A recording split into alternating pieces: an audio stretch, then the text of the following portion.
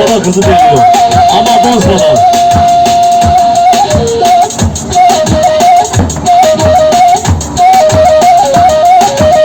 Vay vay vay.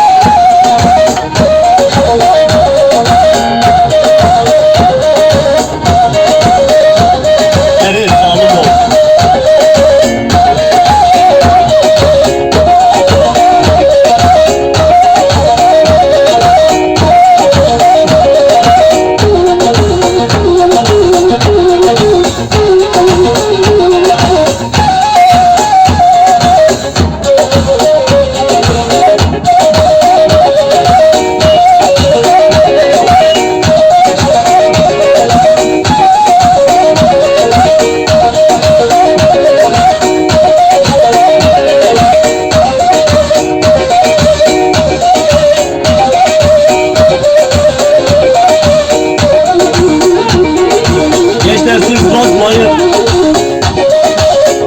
Ben size benci çalacağım. Ama bozmadan, tamam mı? Duyuyor musunuz beni? Söz mü?